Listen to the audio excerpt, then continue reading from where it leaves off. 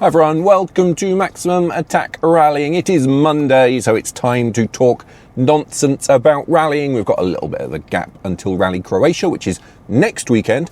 So let's talk about something else. There's been renewed interest, I think it's safe to say, in the 2027 WRC regulations, mainly because Toyota have wheeled out their prototype new car, which is built to the new Rally 1 rule set. It's been doing lots and lots of testing, so it's raised lots of speculation, especially because it looks like it might be giving us a little teasing hint of what a new Celica could look like. It's all got me thinking, firstly, about how ugly the new Toyota Rally 1 prototype is. It is not a very good looking car. The proportions look a bit off. The glass house looks a bit tall. It's not for me. I hope the Celica is a better looking car. The other thing that it's got me thinking is, what's the point? What is the point in all of this? Maybe a more important question is, was there a better way? And I think there was. I actually think there were a few better ways, which is what I'm going to talk about today. Obviously, if you've watched any of my videos, you will know that I am not a big fan of the Rally 1 regulations. I think Rally 2 should have been made the top class of WRC from next year, probably from this year, probably from 2017, if we were being completely honest. But I just feel like even if we didn't go down that exact path and they did want to make changes, there were much better ways to have done that. And I'm going to talk about some of those in this video. And I think it's partly down to that Toyota test program and seeing that new car that has got me thinking on these lines for the millionth time. So firstly, it was reported a couple of weeks ago that the new 2027 Toyota is unsurprisingly not as fast as the GI Yaris Rally 2. I mean, that's obvious, isn't it? You know, it's a brand new car. The Yaris has had lots and lots of development. They share an engine and transmission. So it's going to take some time, isn't it, to get that car up to speed. No surprises there.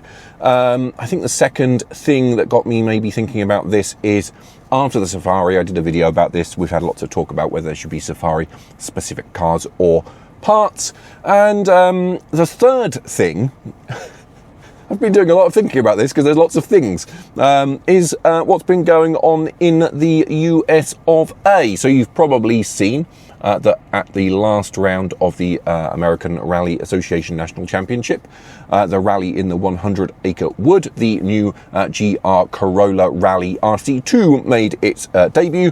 That is basically a set of mechanical components from a Rally 2 Yaris rebodied into a GR Corolla. On top of that, there's a company called JRD Motorsport in Georgia. They are building a Chevrolet Sonic to the same RC2 regulations. I did an interview with Johan Ragnarsson last year about that car, so do check it out. I'll link it in the description. And it's just, like I said, it's all just got me thinking, what is the point of all this? You know, if you look, one of the major purposes of the 2027 regulations was to save money. So why are we pushing teams to spend millions and millions of euros developing new cars for 2027 when we have so many existing cars in Rally 2 already? And perhaps more importantly than that, why are we pushing the space frame concept when it hasn't attracted any new manufacturers? Only one of the existing manufacturers has committed, and we're trying to reinvent the wheel when adequate solutions already exist. Toyota have already shown that the Rally 2/RC2 formula can be applied to a different type of car, because they've taken all of the oily bits from the Yaris Rally 2 and put them into a Corolla. And now what they're doing is taking all of the oily bits from the Yaris Rally 2 and putting them into a space frame. If we wanted to save money, that isn't the way to do it, is it? Because they're developing 3 cars that will basically be doing the same thing.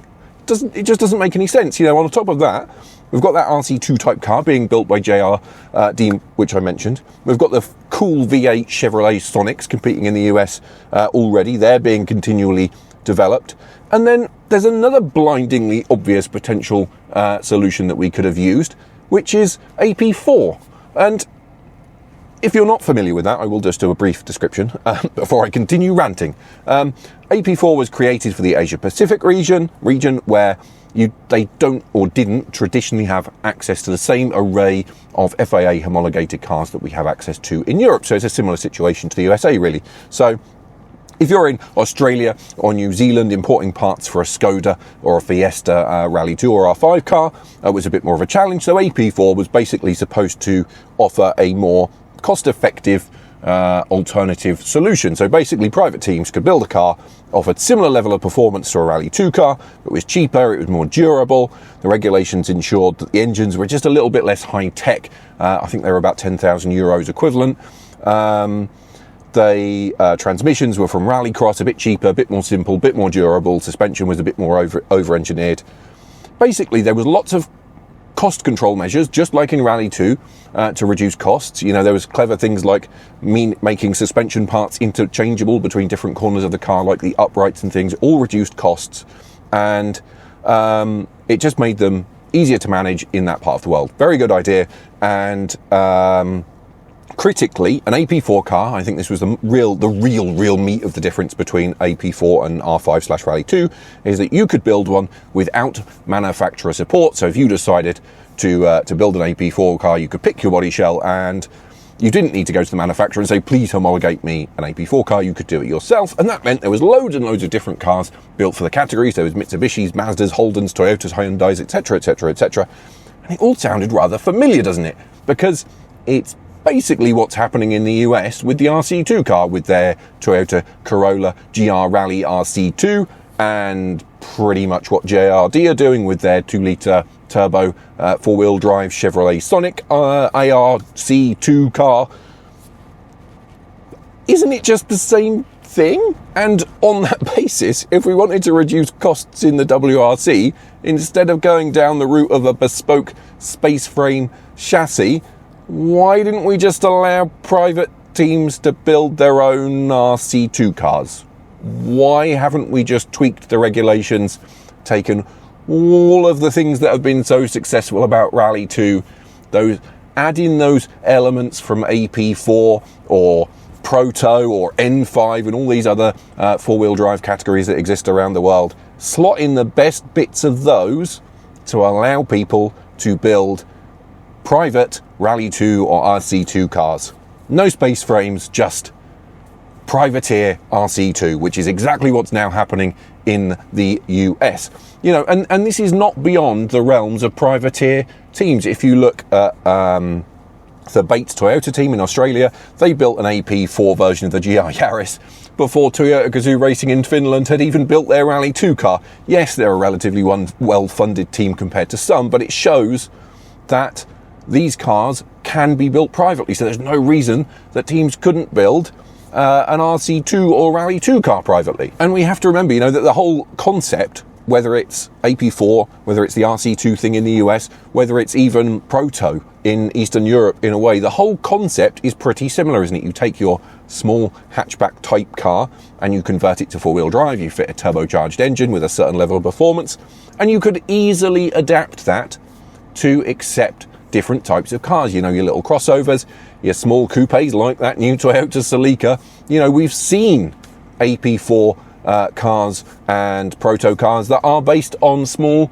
crossovers like the Toyota CHR, I think it's called, which is a little crossover thing. We've seen N5 versions of the Ford Puma. You know, these regulations are perfectly suited to allow those cars to exist, and we've seen it because those cars do exist. There are plenty of private teams out there with the capabilities to build them in just the same way that there are teams that are capable of building the Rally 1 cars.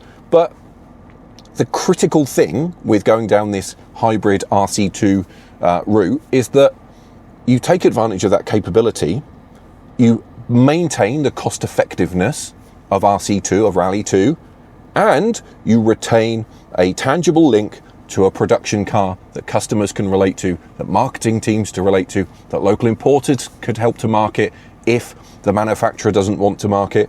And all of that is better and more in keeping with the spirit of rallying than some generic, weird-looking, demented buggy, which is what we're currently seeing for 2027 if at least Toyota's new car is anything to go by. So I return to the question at the top of the video. What is the point of all this? Why are Toyota spending millions and millions of euros to create a car that will do the same job as two cars that they already have produced? You know, especially when Hyundai and M Sport haven't even decided if they're going to definitely build a car for the 2027 rules, which wouldn't happen until at least 2028 anyway.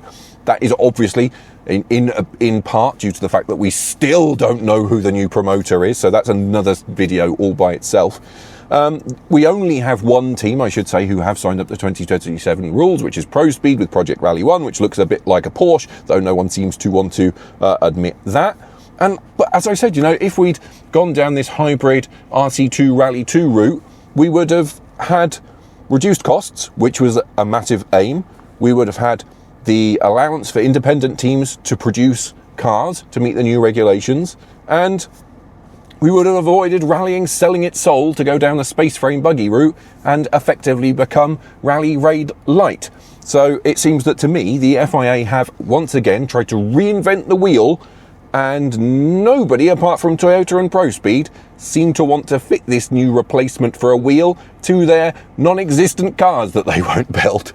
And it's just sad, because I think if we'd been a bit smarter and gone down this hybrid RC2 privateer route instead of getting obsessed by space frames, just imagine what we could have had. Not only would we have had all of the existing Rally 2 cars competing in the top class of the WRC, we could have had the GR Corolla RC2 competing internationally, targeted towards markets that suited it better. We could have had companies like JRD that are building their little RC2 spec Chevrolet Sonic selling cars worldwide instead of just in the USA. We would have had a set of regulations that not only reduced costs but unified the sport. So we had a set of regulations that fitted completely globally. So rather than just having these new Rally 1 space frame cars, which are basically only going to compete in the WRC, I suspect, we would have had companies all over the world building cars that could compete locally in the WRC as well. You know, we would have had Corollas competing against Yaris's and Chevrolets and Skodas and Citroens and Lancias and Hyundais and Fords and all of those other things. We would have for once, for the first time in, I don't know, ever maybe, had a unified set of regulations that worked everywhere. But instead, no, we haven't done that. So, like I said, what is the point? I really don't understand. Sorry, I've ranted. I appreciate that it was quite a ranty video, but I wanted to air that grievance. Do let me know in the comments what you think. Would you like to have seen the GR Corolla RC2 competing globally, or are you super excited for the little Celica thing? Who knows? Let me know what you think. Do you think AP4 might have been a good basis for the new rules instead, or maybe Proto or N5 or something else? Let me know about that as well. While you're there, make sure you hit those like and subscribe buttons. I'm very grateful for all of you that have done that recently, and to those of you that have been watching for a long time as well, of course. So thank you for that. Other than that, I think all that remains for me to say is thank you for watching, and I will see you again in the next video, where hopefully I'll be a bit more cheerful.